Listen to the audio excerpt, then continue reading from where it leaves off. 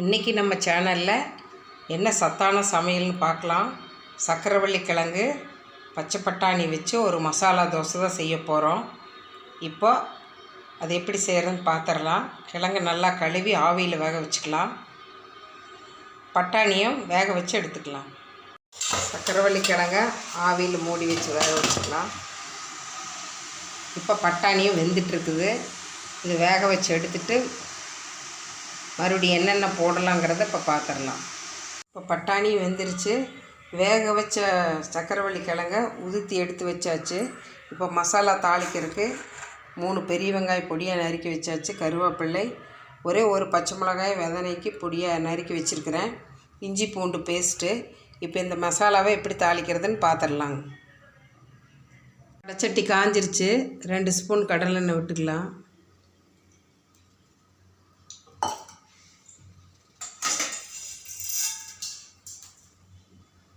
கொஞ்சமாக கடலைப்பருப்பு, உளுந்து பருப்பு ரெண்டுமே.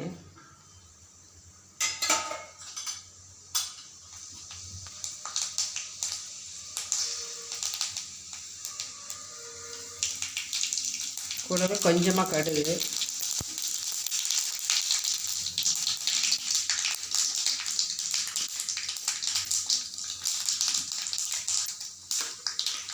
இப்போ கடலைப்பருப்பு, உளுந்து பருப்பு, கடுகு நல்லா பொரிஞ்சிருச்சு. இப்போ வெங்காயம் சேர்த்துக்கலாம்.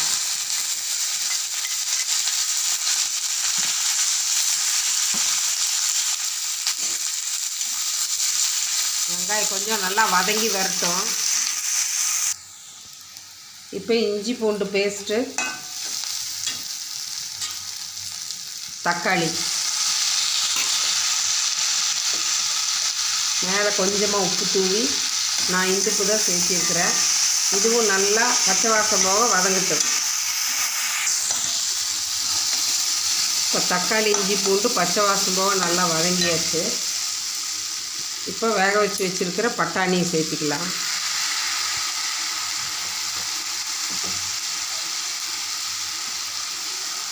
சக்கரவள்ளி கிழங்கையும் போட்டுக்கலாம்.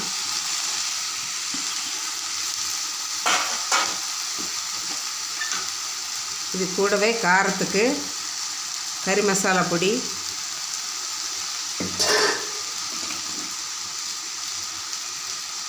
கரம் மசாலா,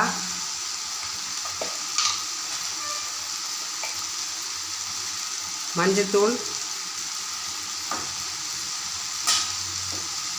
இதுக்கு தேவையான அளவு உப்பு சேர்த்து நல்லா கலக்கி விட்டுக்கலாம்.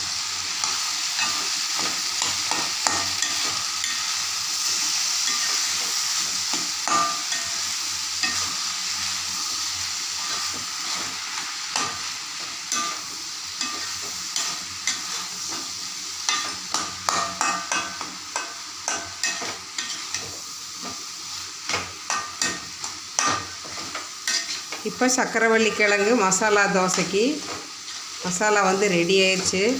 இப்போ நல்லா கலக்கி விட்டாச்சு. இது மேலே கொத்தமல்லி இலை தூவி ஒரு 5 நிமிஷம் மூடி வச்சுக்கலாம். அடுப்பை ஆஃப் பண்ணிவிட்டு 5 நிமிஷம் மூடி வச்சுக்கலாம்.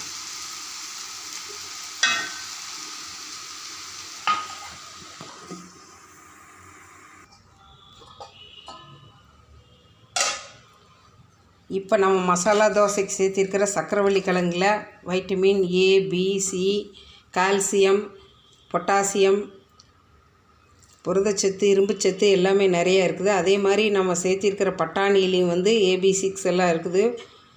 இரத்த சிவப்பணுக்கள் ஊறுறதுக்கான சத்துக்கள் வந்து பட்டாணியில் இருக்குது. இவ்வளவு சத்தான இந்த மசாலாவை நம்ம ரெடி பண்ணிட்டோம். இப்போ மசாலா தோசை எப்படி செய்கிறதுன்னு பார்த்துடலாம். தோசை ஊற்றிக்கலாம். இப்போ தோசைகள் காஞ்சிருச்சு. நம்ம தோசை ஊற்றிக்கலாம்.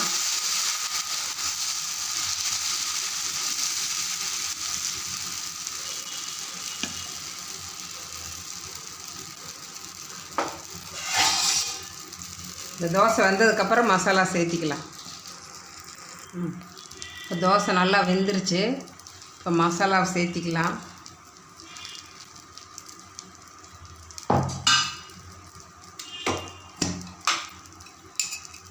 இப்போ ஒரு ஸ்பூன் நெய் விட்டுக்கலாம்.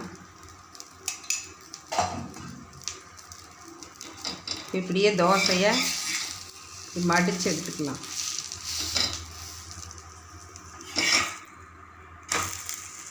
நல்லா செவக்குட்டு எடுத்துக்கலாம்.